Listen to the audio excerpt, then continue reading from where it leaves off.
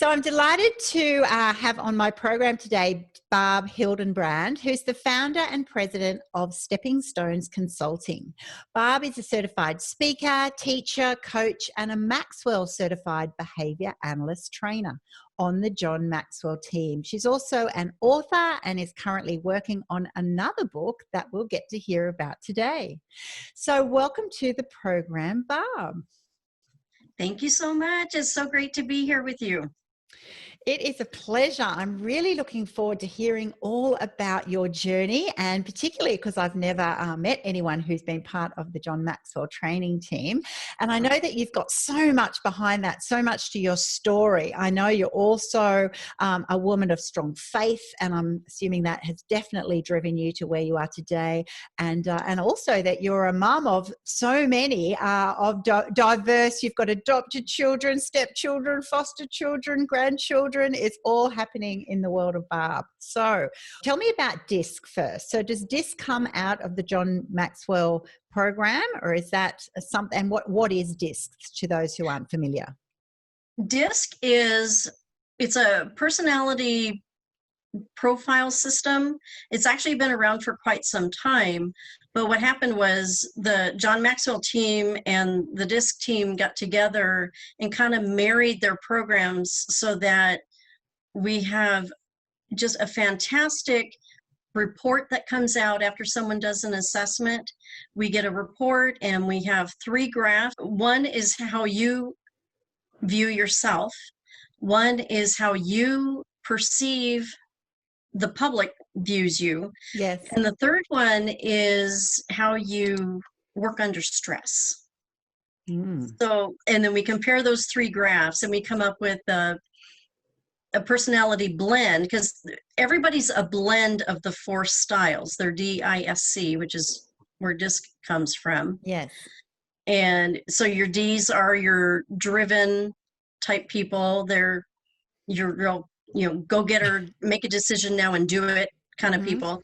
Then your Is are your influencing people. They're the talkative ones. That would be me. Self-confessed.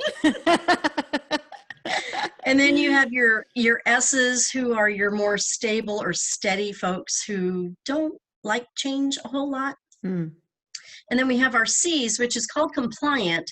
And those are the people that are kind of by the book. They want to make sure I's are dotted, T's are crossed, and they like facts and figures. So, those are the 4 blends. And like I said, everybody's a blend of the 4. It's just a matter of which ones are more prominent. Yeah, of course. And we need all of those people and all of those personalities. So there's no right and wrong, and there's no better or worse. It's just that we are who we are, and we're usually a combination of at least 2 dominantly. Right. Yeah. Right. And it's that diversity that I love. I love that we're all different, and it makes life more interesting. It sure does. Absolutely. And you can delegate to those things that just aren't your calling, which is even better. Yes. Because other people love that. I love that in my business. It's kind of like you love dotting the I's and just checking everything, whereas I'm out there going, we should do this and we should do that. And it's great. So for people who then do that DISC program with you, at what stage of their life are they doing it, and what stage of their life should they do it? Well, it kind of varies, and your personality can change over time. Some people think that once you are designated or put in a particular box, if you will, that it can't change, but it can, based on what you're doing for yourself. If you're on a personal growth program, then you absolutely can change the personality type, because as you grow, you have, other things become more important, or you have a greater strength in another area. So they can change, but a lot of times it's good if you are feeling like you need to learn to communicate better, or if you're just kind of trying to figure out who you are in the world, and you kind of feel outgoing, but then sometimes you like to be isolated, or, you really like facts and figures, but then you like to go out and be with your friends and have a good time and be boisterous, you know. Yeah. So, you know, sometimes it's kind of hard to find your place. So this is helpful because it shows your blend and how, you know, it's okay that you like facts and figures, but you also like to party. Exactly. You know, it's okay.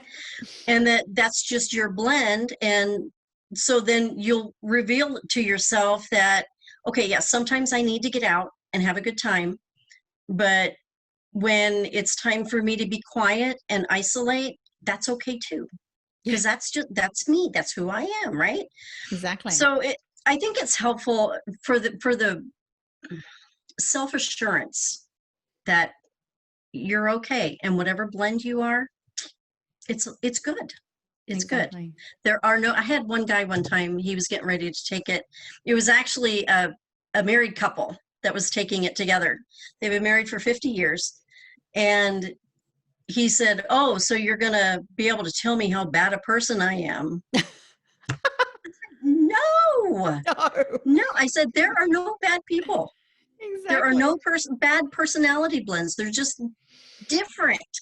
Yeah. And I got a real great testimonial actually from him after they did it, because they kind of saw why he was doing things he did the way he did, and why she did things the way she did.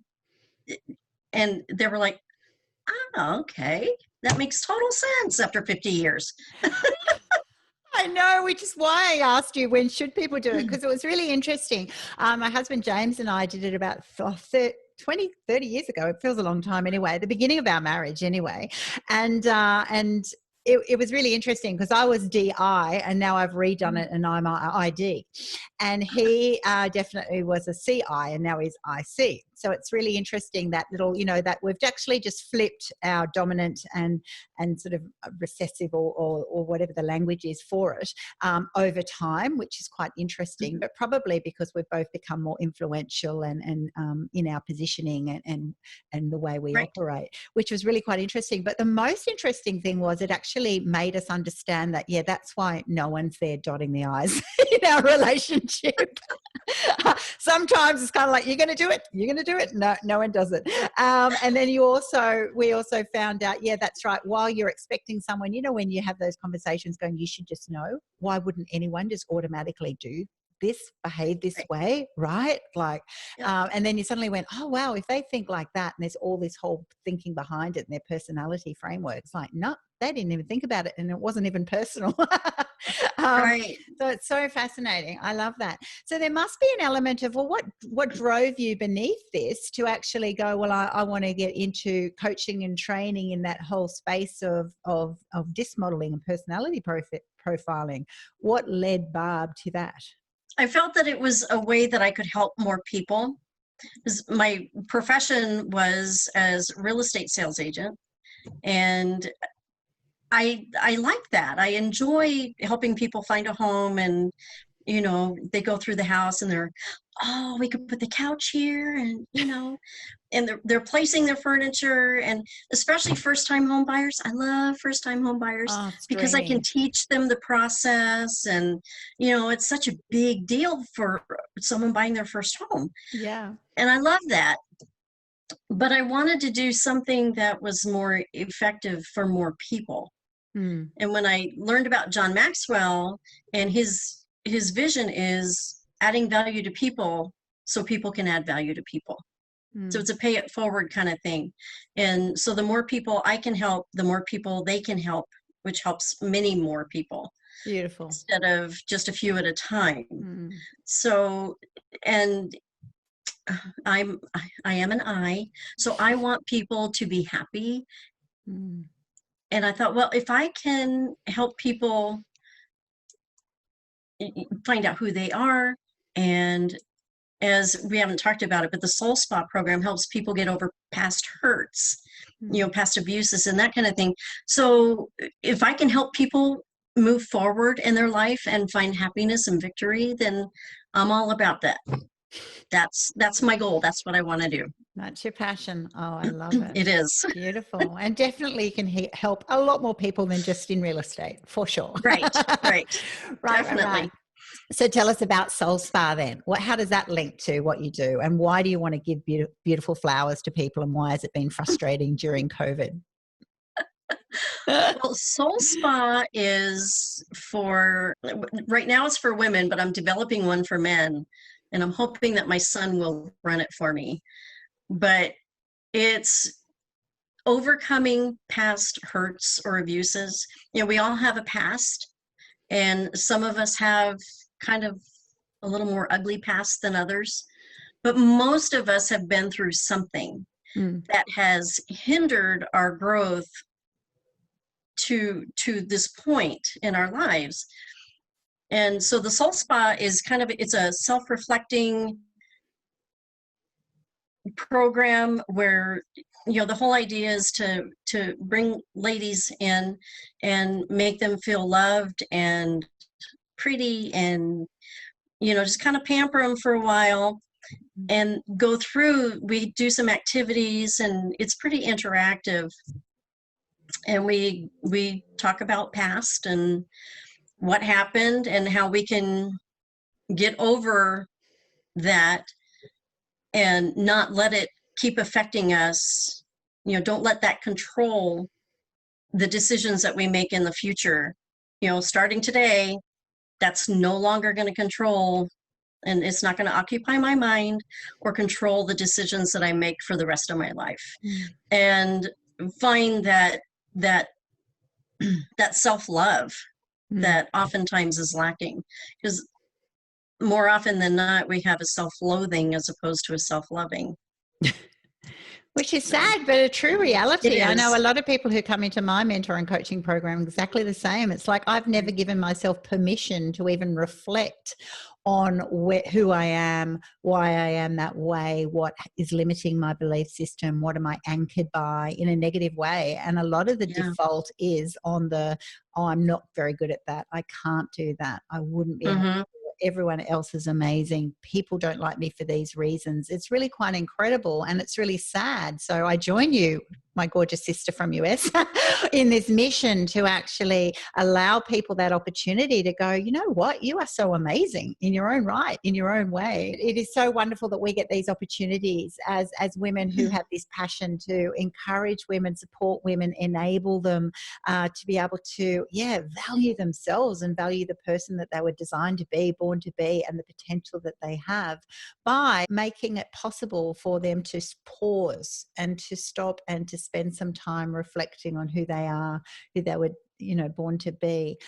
So a lot of this must come through your faith as well. So how has your faith led you to where you are today? How does it impact your business and what you strive to achieve? Well, it's funny because when I first did the Soul Spa program, I was developing it, and I wasn't bringing faith into it at all. And I kept hearing, they can't do it without me. I'm the best dancer. And I'm like, okay. So finally I was like, okay, so there is an element at the end. And I do talk about women of the Bible and how they went through certain things and kind of overcame, or how they reacted. But, and of course at the end, I do talk about how, that pretty much God is the best answer, and he made us wonderfully special. And he didn't make us to be miserable. We need to learn to forgive ourselves. He is a gracious and forgiving God. And so we need to learn to forgive ourselves, because if he can forgive us, why can't we forgive ourselves, right? And that's kind of one of the bigger issues that a lot of us have, is not forgiving ourselves for choices we've made, or allowing something to happen over time, So forgiveness is kind of one of those dirty words that people don't like to talk about, but it's so, so important. Yeah. Okay. What's the general response after women have done your, dismodeling and the Soul Spa? What do they say back to you? What do they receive from that? Well, a lot of times they kind of go, oh my gosh, I didn't realize. Like, one of the exercises that we go through is we talk about, you know, we use 3x5 cards and we write down statements that maybe someone has told us over time, like, you're not good enough, you can never do that, you know, you'll never amount to anything, you know, those kind of negative statements. And it was so funny during I just did one in February, and there was a gal sitting there and she's just kind of thinking and thinking, and I said, you know, or it may be a statement that you say to yourself. And she just went, oh my gosh. And she started writing and she started crying. And then at the end of that activity, we throw these away, you know, and I take them out of the room. So, you know, they're gone. So you know, these are things that you're never going to hear again. And she ripped that little card up as tiny as she could. And she was, but that was her aha moment. It was so beautiful. I mean, you know, I kind of felt bad that I made her cry, but that's kind of my goal. Oh, absolutely. In the soul spa is, you know, to get you to cry, to mourn over whatever it is, to grieve over the past that you've lost, but they're cleansing tears because you're moving forward, and that's not going to affect you anymore. You let it go from then on and live in victory. Yeah. So, and you know, it's moments like that. I love them. I can just imagine you going, please cry. Come on, you're so close. You're so close. Oh yeah, that's it, sweetheart. Now we can rip up that paper. Well, except that one of my strengths is empathy. So, you know, that I end up crying too. So I have to be careful with that. My goodness. So what does victory look like? What does, to you, those women who then have a few hours and they go through this big experience, and they come out victorious, what does that look like? Well, I think they walk out with they're lighter stepping and they're smiling and talking about the future differently than when they came in. Yeah. You know, typically when we start a session, everybody's kind of quiet and, you know, and then we do the introspection, and of course that's kind of quiet, but they're just ready to go tackle whatever it is that they want to do. And, you know, whether it's start a business or if it's just go home and love on their kids a little bit better, whatever it is that is success to them, that's what I want for them. Yeah. And they talk about it as they're leaving in a more positive light, which is totally exciting and thrilling for me. So true. So it's the energy, it's the excitement, it's the opportunities going forward rather than the anchors that have held them back, pretty much is what I'm hearing from you. Yes, absolutely. So you've managed to now do the John Maxwell training, and you're a certified coach and speaker and trainer. For those people that you've met in that sort of space, you know, what do you think success looks like to them? What do you notice about those people? Well, it kind of varies. You know, everybody has their own idea of what success is. You know, I mean, success to someone who's a stay-at-home mom may be that, you know, she wants to, you know, treat her children better and love on them more and be a better teacher to them, or, you know, give them better direction. Or, like I said, you know, the other extreme, you know, success may look like starting a business, and, you know, an international business even. It just depends on the individual. You know, I think the key is to define what that looks like to you and go for it, and don't let anything, even yourself, hold you back. The women that you've met then, and the women that you work with, what did they wish they had done earlier? What do they look back and go, oh my gosh, I wish I had? You know, one of the greatest regrets is not having done something. They've done numerous studies of people on their deathbeds, and, you know, they've said, what is your greatest regret? And they say, not doing what I wanted to do, or not believing in myself more. And that's a heck of a time to realize that, when Yeah. you're on your way out, it's kind of too late. Mm. But that's what most have said. So, and I find that, people are saying, God, I wish I had known sooner that I could forgive myself, or that it's okay that I'm, whatever personality blend I am. And, it's just the way I am. It's not bad. Yes. It's just me. Mm. And that's okay. So a lot of times it's the regret of not knowing sooner. Yeah. And that's what I find too. I meet a lot of women who are 40, 50, 60, even plus, who are then going, oh my gosh, like with this new revelation, I should have done, I knew I wanted to do these certain things in my 20s and 30s, but I didn't for a variety of reasons, which when you look back are just other people's expectations on you, other people's desires for you, and it then curbs the way that you run your life. And so it is that moment of, how do we encourage these young women coming through to trust in themselves more and to spend that time to, invest in themselves. They still, it's sort of an interesting sort of paradox. We've got this weird global world of everyone should be the same. And, and then you've also got this desire, this hunger in people to have authentic. And we're the different people. So if I look at the arts or music, whatever, they're looking for raw, new, edgy, different talent, right? They're looking for uniqueness. And I've got a biography coming out, and it's a bit like that. It's like, we want your story. We want the unique parts about you, Annie, because it's called Becoming Annie. And then we also then have other people going, oh no, I couldn't be that way because other people don't feel comfortable with that. They don't feel, I've got to be more like other people. So it's a challenging paradox, isn't it?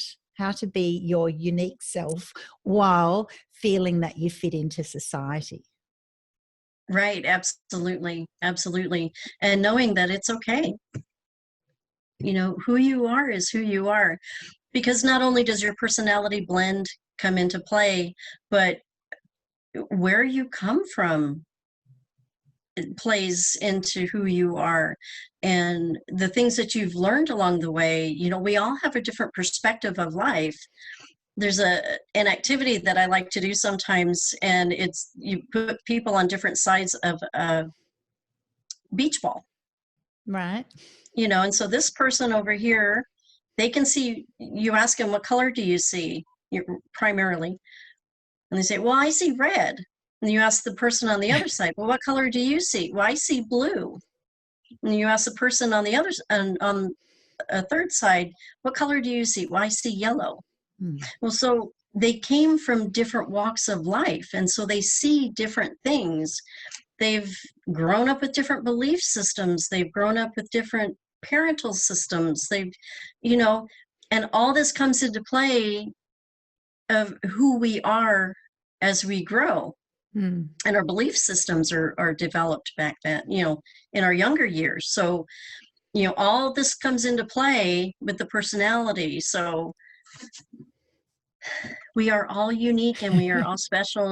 And I just find that beautiful. I love that about people, that we are different. I mean, can you imagine if we were all the same? How boring it would be. Yes. I know. I just get excited when I meet people, and then I just sort of go down a layer or two, and then you suddenly go, oh, it's so different. Everyone is so different. I've got 5 children. They're so different, and it's this weird view that if you've been brought up in the same way, they'd all be the same. But that's right. You've got your own nature of who you were born. You've got that personality. You've got your life experience, and life, has its ebbs and flows and knocks and challenges and joys. And we all, it all sort of forms us to the way we are and the way we see the world. And that's normal and it's right. It makes it really interesting. I know from being in business and on boards, I actually love boards that are more diverse. They'll actually add such a strength. Who wants all the same people?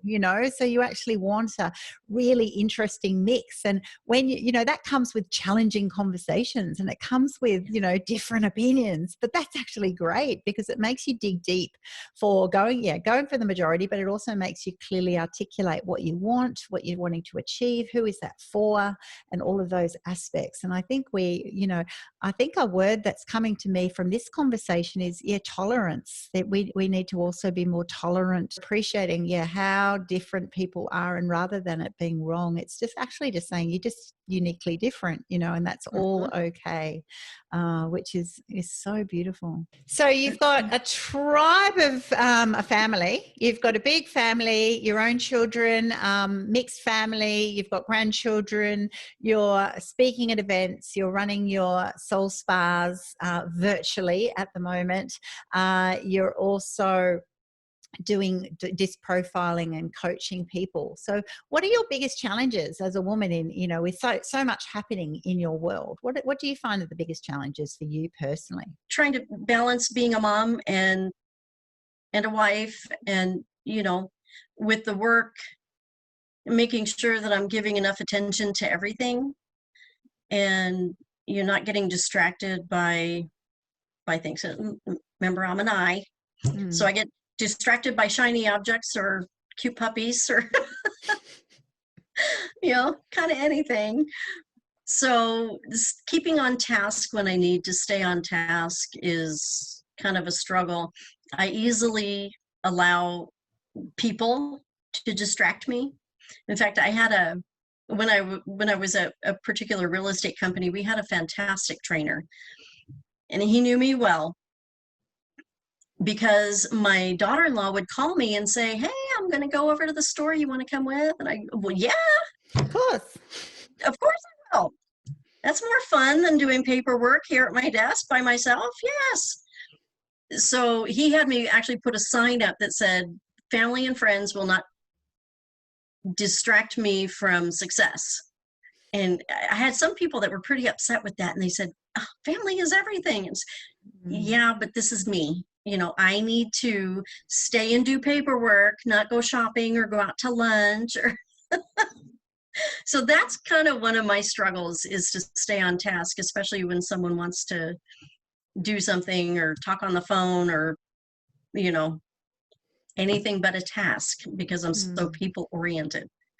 Yeah. And I thank you for sharing that, because I know in my program, we look at getting the balance of success, balance and happiness, and that it's a tricky blend, isn't it? That you actually, at the end of the day, you want to be happy. You want to just be an all-rounded happy person. But that comes with balance. So how do you balance that family and friends and work and everything? But to have success and for what that means to you, that will always come with, it's time management, it's priorities, it's efficiencies, and their decisions that, when you do prioritize yourself, other people will feel uncomfortable by that at times, because they'll have a different priority system, as we all do. And so it will be challenging. But I think for all of our listeners, for that reality that, everyone battles with that. How do we spend our time? How do we prioritize ourselves? And then tuning into, I know I'm easily distracted. I know I'd prefer to go shopping, but what does, if I am to be successful in this, if I am to run my soul spa program, if I am to coach these people, if I am to present at this conference or whatever it is, it actually requires a self-discipline and a self-love. It's coming down to that self-love of, because this is who I am and this is what I'm choosing to do, and this is the space that I want to be in, and therefore they also deserve the whole of me at this time, and and that's a lesson that I've learned, that when I'm doing something, I want to give my whole of me to that task. And then when I'm then, with my family, whatever, I want the whole of me there. Whereas, previously I had that learning of, I'm sort of like half at different things. I'm at an event but my mind's on something else. Or if I'm out with the family, my mind is, but I wish I was doing something else. And now it's actually a real discipline, isn't it? To be able to go, I'm fully here at work. I'm fully with my family when I'm with them. And that's been a real joy to me to learn and now to live.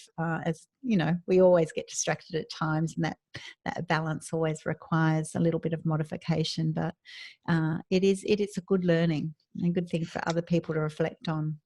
Right, right. Yeah, and I just heard a gal that she said that what she did, because she wasn't used to working at home, and now she is. So she kind of struggled with that whole getting down to business type thing. So what she did is she came up with a ritual where she would come into her office and do things a certain way. And that got her brain tuned into, okay, it's work time. Yeah. And then when she was finished for the day, she would have a ritual that told her brain, okay, work is over. We're not going to think about work until tomorrow. So, and it was done, and it has worked beautifully for her. And it's definitely something that I need to implement. That when I come into my office, it's work time. That's it. And when I leave, I'm not taking work with me, even though it's just in the other room. I'm not taking it with me. It stays in the office. So I thought that was a great idea that she had. Yes, and I think a lot of people are challenged by that at the moment during COVID. When we're working from home, suddenly work is there all the time for those people who haven't worked at home. And so I've had that problem with my team, one of them was like, oh my gosh, I'm working all the time, because as soon as I wake up, I see my laptop's there and my desk space is there. And some people are working too much. Others might find it hard to, are more distracted. But it's that concept of setting up frameworks in your life, of right, I'm actually clocking on, clocking off, or I'm working in the best way that works for me, and I know what that is.